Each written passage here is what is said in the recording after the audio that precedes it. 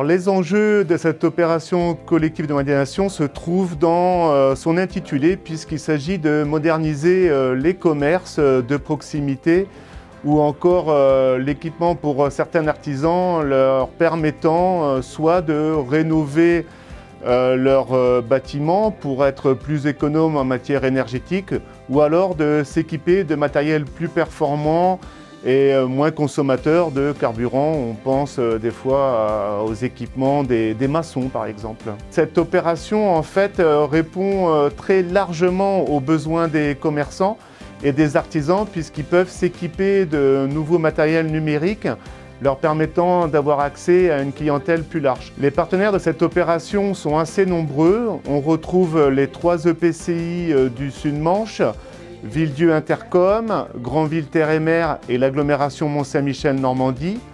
Ensuite viennent abonder à ce budget le département de la Manche, la région Normandie. Et on retrouve des partenaires techniques comme la Chambre de commerce ou la Chambre des métiers.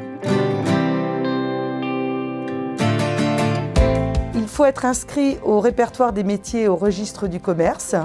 Il faut avoir au moins 1 an d'ancienneté. Il faut ne pas réaliser un chiffre d'affaires supérieur à 1 million d'euros de chiffre d'affaires. Il faut avoir besoin de faire des travaux. Il faut que l'enveloppe soit au minimum de 5 000 euros. Il faut être à jour de ses obligations fiscales et sociales. Et puis il faut avoir une surface de vente inférieure à 400 mètres carrés.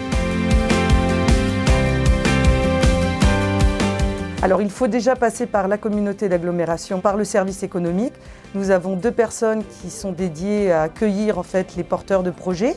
Donc Nicolas Mariou et Virginie Rousse, ce sont les 2 personnes qui vont rencontrer les professionnels, qui vont aller visiter le lieu, voir quel type de travaux. Ça permet déjà de faire une présélection pour savoir en fait si effectivement ils rentrent dans le dispositif, si les travaux qu'ils ont à faire rentrent aussi dans le dispositif. Tous les travaux ne rentrent pas dedans. Ensuite, ce dossier-là est déposé au PETR et c'est avec le PETR que nous réalisons un comité où nous allons déterminer si le porteur de projet peut bénéficier de cette subvention. Ce dispositif est très bénéfique pour l'économie locale puisque régulièrement les entreprises font travailler d'autres entreprises.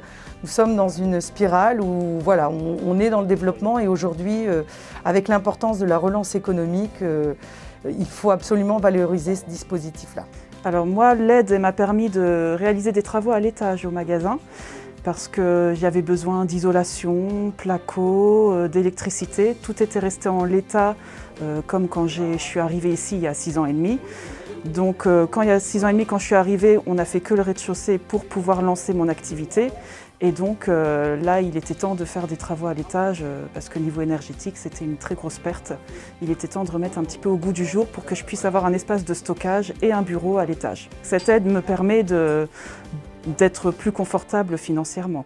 Écoutez, je remercie la communauté d'agglomération, la mairie qui ont toujours été là pour nous suivre, qui sont là pour nous aider au niveau commerçant.